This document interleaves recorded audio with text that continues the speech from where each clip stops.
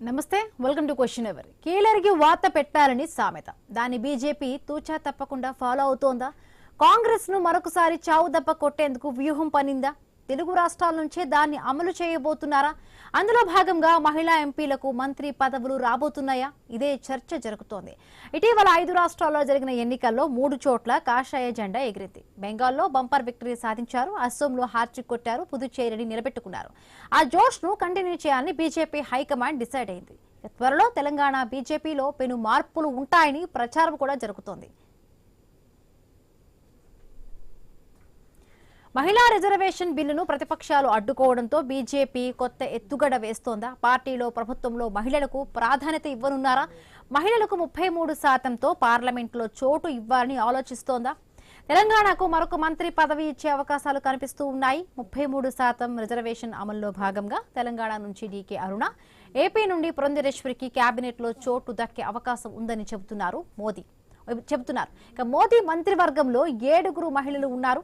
నిర్మలా సీతారామన్, శోభా కరంద్లాజే, రక్షా ఖాడ్సే, అన్నపూర్ణాదేవి, నింబున్ భాంజియా జంబానియా, అనుప్రియా పటేల్, సావిత్రి ఠాకూర్ కేంద్ర మంత్రులుగా ఉన్నారు. ఈ సంఖ్యను పెంచి ప్రతిపక్షాలను ఆత్మరక్షణలో పడేయాలని బీజేపీ భావిస్తున్నట్టు తెలుస్తోంది.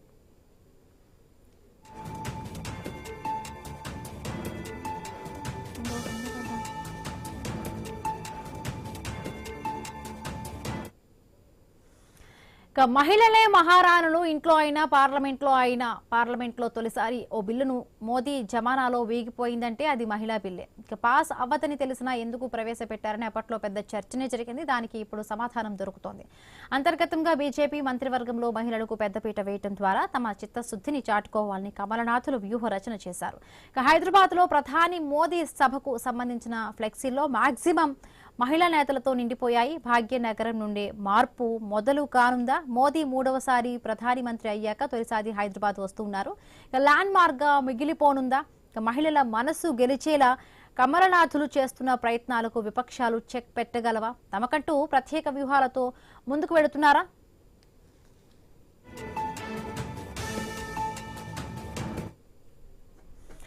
ఇక మోదీ కేబినెట్ లో మహిళలకు ప్రాతినిధ్యం ఇవ్వబోతున్నట్టుగా తెలుస్తోంది. ఇక ప్రస్తుతం కేంద్ర మంత్రివర్గంలో కూడా మహిళల సంఖ్య తక్కువగా ఉంది అన్న విమర్శల నేపథ్యంలో కూడా మొత్తంగా ఇటువైపు తెలంగాణలో మంత్రి డీకే అరుణకు, అటు ఏపీలో పురంధరేశ్వరికి కూడా కేబినెట్ లో చోటు కల్పిస్తారంటూ కూడా వార్తలు వస్తున్నాయి. ఇవాళ మనం చూసాం ప్రధాని మోదీ హైదరాబాద్ కు రాబోతున్నారు మరి కాసేపట్లో. సో ఈ నేపథ్యంలో మొత్తంగా ఎక్కడ చూసినా కూడా ఆ హోర్డింగ్స్ లో కూడా అంటే మహిళలకు ప్రాధాన్యం ఇస్తూ, అంటే మొన్న మనం చూసాము బిల్లుకు సంబంధించి కూడా డీలిమిటేషన్ తో లింక్ ను బిల్ చేయటం వల్ల కూడా మొత్తంగా కూడా బిల్ అయితే వీగిపోయింది. సో దాన్ని కప్పిపుచ్చుకునేందుకే కూడా ప్రధాని మోదీ తన క్యాబినెట్ లోనే కొంతమంది మహిళలకు చోటు కల్పిస్తారంటూ కూడా పెద్ద ఎత్తున ప్రచారం జరుగుతోంది.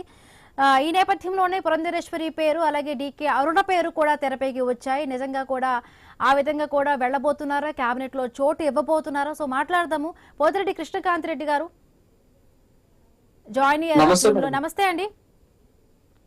మోదీ తనకు మాట రాకుండా జాగ్రత్త పడుతున్నారంటూ కూడా అందుకనే మహిళలకు పెద్దపీట వేస్తున్నారు, ప్రాధాన్యం ఇవ్వడానికి. కేబినెట్ లో కూడా 2 మంత్రులు ఇక్కడ తెలంగాణ నుంచి డీకే అరుణ, అటు ఏపీ నుంచి పురంధరేశ్వరికి కూడా స్థానం కల్పించబోతున్నారు అంటూ కూడా గతంలో కూడా ఇచ్చారు. ఇప్పుడు కూడా ఉన్నారు, నిర్మలా సీతారామన్ ఉన్నారు, అదే విధంగా ఇంకొక మంత్రిగా కూడా పనిచేశారు. సో వాళ్ళు కూడా ఉన్నారు, బట్ కొత్తగా కూడా వీళ్ళకు కూడా ఇవ్వబోతున్నారు అంటున్నారు. సో ఏంటి, ఎట్లా చూడాలి? సో ఏదైతే కూడా కొంత ప్రతిపక్షాలు అడ్డుకున్నాయి బిల్లుని, సో ఈ 2 డీలిమిటేషన్ తో మహిళా బిల్లుని కలపడం వల్ల కూడా బిల్లు వీగిపోయింది. సో మనందరికీ తెలుసు ఈ నేపథ్యంలో చాలా వరకు ప్రతిపక్షాల నుంచి విమర్శలు వచ్చాయి. సో ఆ విమర్శలకు సమాధానం చెప్పే విధంగా ఏదైతే కూడా కొంత ఇబ్బందికరమైన వచ్చిందో సో దాన్ని ఇది చేయడానికి ఇప్పుడు మహిళలకు పెద్దపీట వేస్తున్నారంటూ కూడా కొంత వార్తలు అయితే బయటకు వస్తున్నాయి. మేడం, ఇవాళ రోజు మనం చూసాము ఉమెన్ ఎంపవర్మెంట్ బిల్ ఏదైతే అమెండ్మెంట్ బిల్ ఉందో మన 2026 దాన్ని ఏదైతే పార్లమెంట్ సాక్షిగా ఏదైతే ద టెంపుల్ ఆఫ్ డెమోక్రసీ అని పేరుగాంచిన పార్లమెంట్ సాక్షిగా ఇవాళ రోజు opposition party so called India alliance and మిగతా ఇతరత్ర పార్టీ దాని యొక్క మిత్రపక్షాలు మహిళల హక్కులను కాలరాస్తూ మన పార్లమెంట్ సాక్షిగా ఆ బిల్ ని నిర్వీర్యం చేస్తారు, ముందుకెళ్ళకుండా నిర్వీర్యం చేస్తారు. సో ఇవాళ రోజు ఓటు బ్యాంక్ రాజకీయాలు చేసే ఒక కాంగ్రెస్ పార్టీ గానీ, బీఆర్ఎస్ పార్టీ గానీ, లేకపోతే ఇతరత్ర ఇండియన్ అలయన్స్ పార్టీలు గానీ అవి ఓటు బ్యాంక్ రాజకీయాలు చేస్తాయి మహిళలతో. మేము మాత్రం మహిళల్ని మహారాణులుగా చూస్తాము. ఫస్ట్ నుంచి బీజేపీ పార్టీ ఏదైతే హైయెస్ట్ ఉమెన్ ఎంపీస్ ఉన్నారో, ఇవాళ రోజు మీరు చూస్తే అన్ని పార్టీస్ తో కంపేర్ చేస్తే మాదే ఇవాళ రోజు పై చేయి. మహిళా సాధికారతకు మారు పేరు భారతీయ జనతా పార్టీ. ముఖ్యంగా 30 పైచిలకు ఎంపీస్ ఉన్న అత్యధికమైన పెద్ద పార్టీ కూడా మాదే. సో ఆల్రెడీ మేము ఉమెన్ ఎంపవర్మెంట్ అనే దానికి నాంది పలుకుతూ ఎప్పటి నుంచో మహిళలకు పెద్దపీట వేస్తూనే ఉన్నాం మేము. ఇంకా దానికి ఒక అడుగు ముందుకు తీసుకెళ్లి ఈసారి మహిళలకి ఎప్పటి నుంచో ఈ 40 ఏళ్ల చరిత్రలో ఎప్పటి నుంచో మహిళా బిల్లు 33% వాళ్ళకి చట్టసభల్లో కూడా స్థానం కల్పించాలి అన్న దృక్పథాన్ని ఇన్ని రోజులు అంతకుముందులో కాంగ్రెస్ ప్రభుత్వం కానీ ఇతరత్ర ప్రభుత్వాలు కానీ తీసుకెళ్లలేకపోయాయి. సో ఇవాళ రోజు మనం ఇచ్చిన మాట ప్రకారం మహిళలకి చట్టసభల్లో 33% ఖచ్చితంగా రిజర్వేషన్ కల్పించాలన్న దృక్పథంతో ముందుకెళ్ళడం జరిగింది. అండ్ అందరికీ తెలుసు దాని యొక్క టెక్నికాలిటీస్. మహిళా బిల్లుని అలా ఊరికే పాస్ చేయడం అనేది ఆల్రెడీ మనందరికీ తెలియని విషయం ఏంటంటే, ఈ అపోజిషన్ పార్టీలు తప్పుదో పట్టిస్తుంది ఏంటంటే, మహిళా బిల్లు ఆల్రెడీ 2023లోనే పాస్ అయిపోయింది. మా ప్రభుత్వంలో దాంట్లోనే పాస్ అయిపోయింది. కేవలం దాని యొక్క ఇంప్లిమెంటేషన్ ఖచ్చితంగా కాన్స్టిట్యూషన్ ప్రకారము మహిళా బిల్లుని ఇంప్లిమెంట్ చేయాలంటే దాని యొక్క సెన్సెస్ డిలిమిటేషన్ అవన్నీ జనగణన కులగణన అన్ని చేయాలి కంపల్సరీ. అది కాన్స్టిట్యూషన్ రూల్ అది. సో దానికి మన దగ్గర 2011 సెన్సెస్ ఉంది. మనందరూ తెలుసు డిలిమిటేషన్ 1971 తర్వాత ఫ్రీజ్ అయిపోయింది. మనం జనగణన చేయలేదు. 2011 లో మాత్రమే సెన్సెస్ అవైలబిలిటీ ఉంది మన దగ్గర. సో ఇప్పుడు 2029 ఎలక్షన్స్ కి మహిళా బిల్లుని ఇంప్లిమెంట్ చేయాలంటే 2011 డేటానే తీసుకోగలగాలి. సో దాన్నే అది తీసుకోగలగాలి. 2011 డేటా తీసుకోవాలంటే అమెండ్మెంట్ చేయాలి, కాన్స్టిట్యూషన్ అమెండ్మెంట్ చేయాలి. ఆ బిల్లు పెట్టారు మొన్న మహిళా బిల్లులో. 2011 సెన్సెస్ ని మనము పరిగణలోకి తీసుకొని 2029 నుంచే ఈ 33% మహిళలకి టికెట్లు ఇచ్చే విధంగా మనం పెడదాము ముందుకి. మహిళలకి ఎప్పుడో కాదు ఇప్పుడే ఇద్దాము రానున్న ఎన్నికల్లో అని చెప్పి ఉద్దేశంతో అమెండ్మెంట్ బిల్లు పెడతాం జరిగింది మహిళా బిల్లుతో. సో దాన్ని ఖచ్చితంగా తప్పుదో పట్టిస్తూ ఈ కాంగ్రెస్ పార్టీ గానీ ఇతర ముఖ్యంగా అప్పుడు చూసామంటే అప్పుడు బీజేపీ ప్రభుత్వమే 2023లో ఈ ఉమెన్ రిజర్వేషన్ బిల్లు తీసుకువచ్చినా కూడా మొన్న డీలిమిటేషన్స్ తో కూడా ఇది లింక్ చేయడం వల్ల దక్షిణాది రాష్ట్రాలకు చాలా వరకు కూడా నష్టం కలుగుతుంది అంటూ కూడా అన్నారు. అంటే ఉత్తరాది రాష్ట్రాల్లో చాలా జనాభా ఉంది, ఇప్పటికే దక్షిణాది రాష్ట్రాల సెన్సెస్ బట్టి కూడా చాలా వరకు జనాభా తక్కువ ఉంది. ఒకవేళ వెళితే దక్షిణాది రాష్ట్రాలకి చాలా వరకు నష్టం కలుగుతుంది అన్న వరకు చాలా వరకు అందుకని ఈ బిల్లు వీగిపోయింది అన్నారు. లేదండి, లేదు. అందుకనే అమిత్ షా గారు మన దేశ హోంమంత్రి డైరెక్ట్ గా పార్లమెంట్ సాక్షిగా ఇదివరకు డీలిమిటేషన్ అనేది కేవలం జనాభా ప్రాతిపదిక మీద జరిగింది.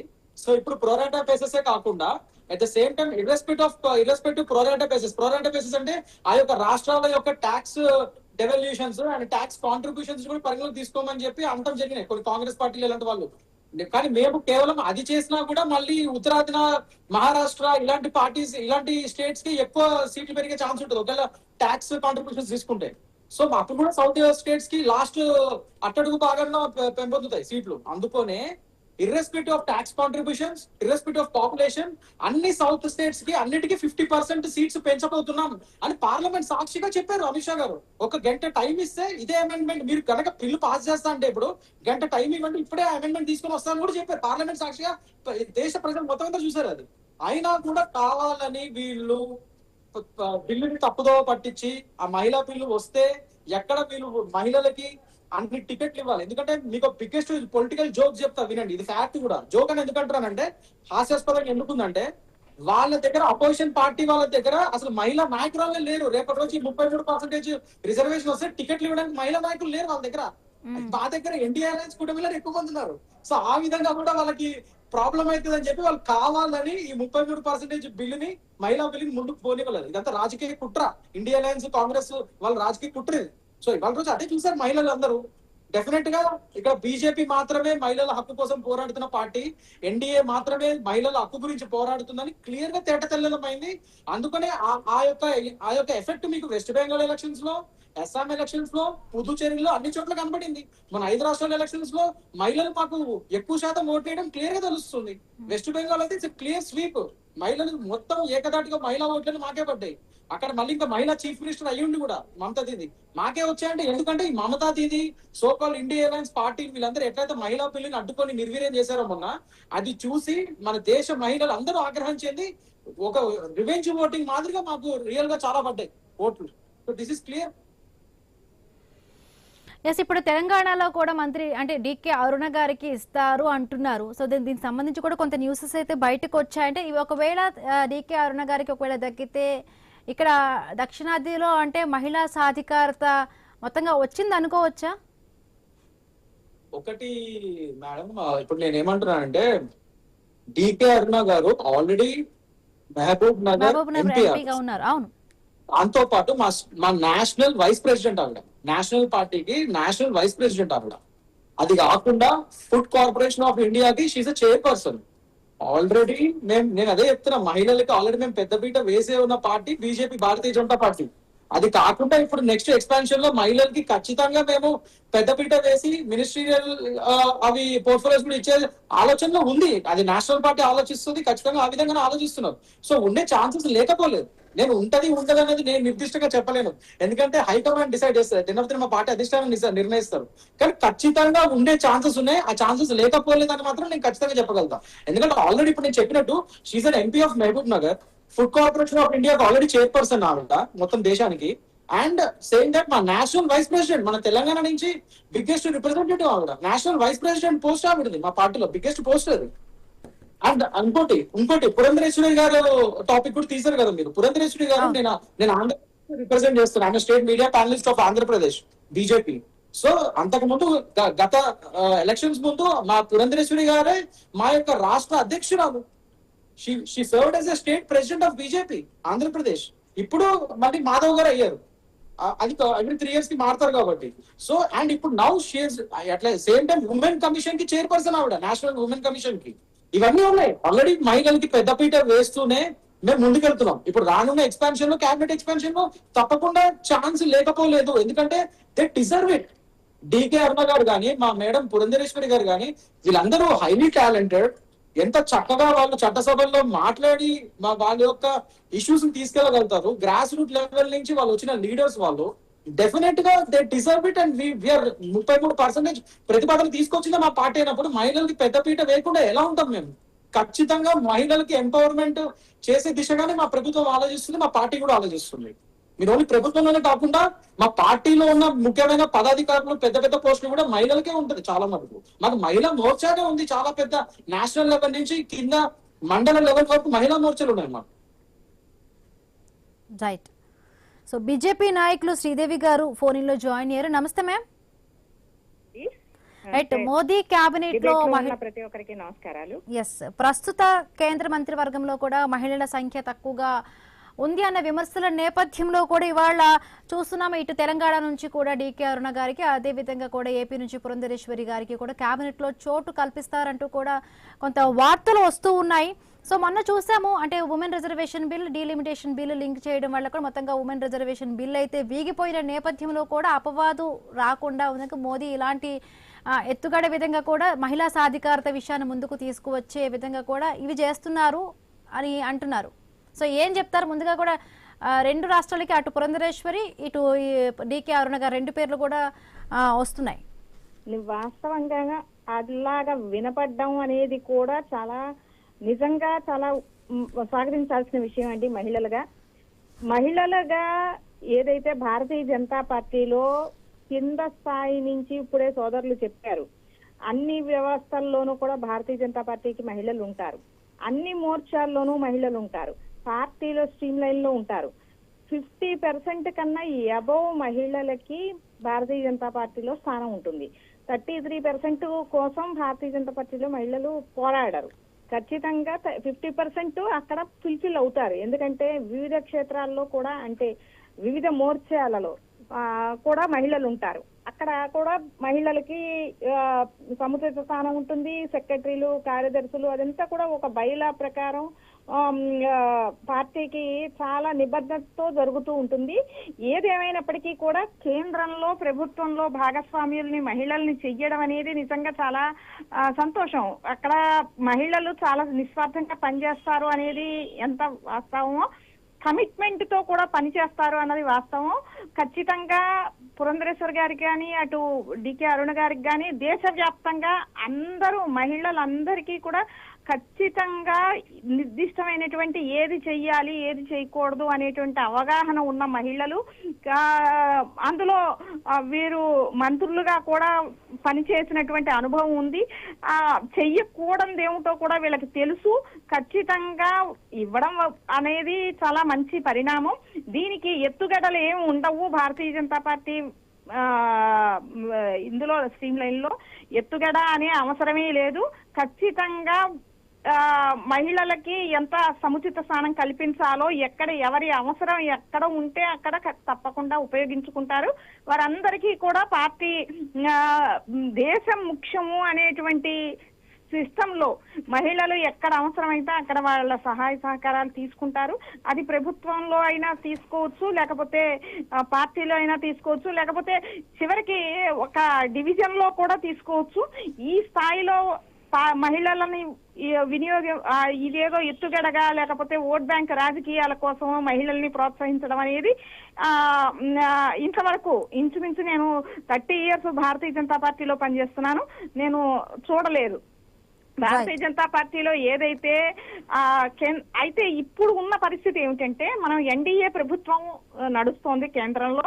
ఎన్డీఏ ప్రభుత్వంలో భాగస్వామి పక్షాలు మిత్రపక్షాలు కూడా ఉంటాయి. కాబట్టి మిత్రపక్షాలు ఏవైతే కోరుకుంటున్నాయో, భాగస్వామి పక్షాలు ఏదైతే కోరుకుంటున్నాయో దానికి కూడా అనుగుణంగా తీసుకోవాల్సిన అవసరం ఉంటుంది, అవకాశం ఉంటుంది. ఆ విధంగా ఎటువంటి వారికి ఎవరికి ఎక్కడ అవకాశాలు దొరుకుతాయి అనేది వేచి చూద్దాం. చాలా ఈ మీరు చెప్పినట్టుగా కనుక ఆంధ్ర రాష్ట్రం నుంచి పురంధరేశ్వర గారికి అటు డికే అరుణ గారికి ఇస్తే తెలుగు వారి సమస్యలు అడ్రస్ చేయడానికి కొంచెం మహిళలకి కొంచెం ఎక్కువ అవకాశం ఉంటుంది. బట్ అది అంతా కూడా ఎన్డీఏ ప్రభుత్వం గవర్నమెంట్ తీసుకునే నిర్ణయాలు తప్పనిసరిగా ఖచ్చితంగా అక్కడ జరుగుతుంది. పోతిరెడ్డి కృష్ణకాంత్ గారు, మనం చూస్తుంటే పంచాయతీ ఎన్నికలు కానీ స్థానిక సంస్థల ఎన్నికల్లో కూడా అప్పుడు రిజర్వేషన్ కి సంబంధించి కూడా మహిళలకి కొంత ఉంటుంది. బట్ వేరేస్ మనకి పార్లమెంట్ కానీ అసెంబ్లీ ఎన్నికలకు వచ్చినప్పుడు మాత్రం ఆ రిజర్వేషన్ అనేది కూడా పూర్తి కావట్లేదు. ఇంకొకటి తెలంగాణ మిషన్ లో భాగంగా కూడా ఇప్పుడు మహిళా సాధికారతకి సంబంధించి కూడా ఈ విధమైన వ్యూహంతో బీజేపీ వెళ్తుంది. సో రెండింటికి కూడా చెప్పి ఫైనల్ గా కన్క్లూడ్ చేయండి.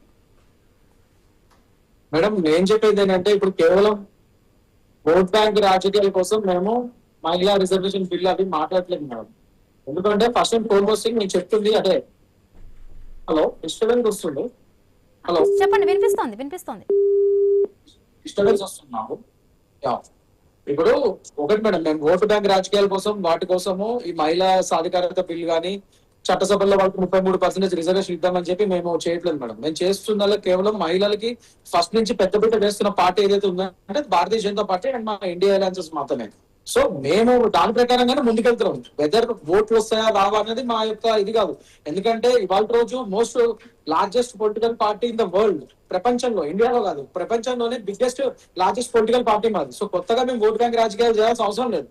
అన్ని వర్గాలవి, కేవలం మహిళలవే కాదు, యూత్ అంటే యువతవి, మహిళలవి, స్టూడెంట్స్వి, అణగారిన వర్గాలవి, బీసీవి, అందరి ఓట్లు, అన్ని వర్గాల ఓట్లు మాకే ఉన్నప్పుడు ప్రత్యేకంగా ఇప్పుడు మహిళల రిజర్వేషన్ పెట్టుకొని అది ఓట్ బ్యాంక్ రాజకీయాలు చేయాల్సిన అవసరం మాకలేదు. ఆ చేయాల్సిన కర్మ పాపం కాంగ్రెస్ వాళ్ళకి, ఆ ఇతరత్ర ఇండియా అలయన్స్ వాళ్ళకి ఉంది. ఎందుకంటే ఇవాళ మీరు చూసుకుంటే మేడం, ద్రౌపది ముర్ము ఫస్ట్ ఆదివాసీ మహిళా ప్రెసిడెంట్ మన దేశానికి తెచ్చింది బీజేపీ. నిర్మలా సీతారామన్ గారు ఒక ఫైనాన్స్ మినిస్టర్ గా ఎంత సక్సెస్ఫుల్ ఇవాళ రోజు మీరు చూస్తారు. ఎంత సక్సెస్ఫుల్లీ లెడ్ స్కీమ్స్ ఆవిడ ఇంట్రడ్యూస్ చేశారు నిర్మలా సీతారామన్ గారు, అది చూసారు మీరు. అండ్ మా ప్రభుత్వం వచ్చిన తర్వాత ఆర్మ్డ్ ఫోర్సెస్ లో కూడా డైరెక్ట్ కంబాట్ దాంట్లో కూడా ఉమెన్ ఎంట్రీ పెంచాను మేము. Women military officers operation Sindoor లోనే మీరు చూస్తే, ఆపరేషన్ సింధూర్ లో మహిళా అధికారులే కదా ముందుండి నడిపించారు మొత్తం ఆపరేషన్ అంతా. సో మన ప్రభుత్వంలోనే చేయగలుగుతున్నాం మనం. ట్రిపుల్ తలాక్ రద్దు కూడా మన ప్రభుత్వమే. సో మహిళలకి పెద్దపీట వేస్తూనే ఉన్నాం మనం మొదటి నుంచి. 2014 నుంచి ఎప్పుడైతే మన ప్రభుత్వం వచ్చిందో సెంట్రల్ లో, అప్పటి నుంచి మహిళలకి ముందుకే వెళ్తున్నాం. సో రానున్న రోజుల్లో ఇంకా అది పెంచుతాము ఖచ్చితంగా. ఎవరు అవునన్నా కాదన్నా ఉమెన్స్ రిజర్వేషన్ బిల్లు ఇంప్లిమెంట్ అవుతుంది. అండ్ ఖచ్చితంగా మహిళలకి చట్టసభలో 33% ఇవ్వబోతున్నాము. అండ్ రానున్న రోజుల్లో మహిళా నాయకులు చాలా మంది మీరు చూడబోతున్నారు. థ్యాంక్ యూ సో మచ్ అండి పోతిరెడ్డి కృష్ణకాంత్ గారు, శ్రీదేవి గారు డ్రైవ్ లో పాల్గొన్నారు. సో చూసారు కదా, ఇది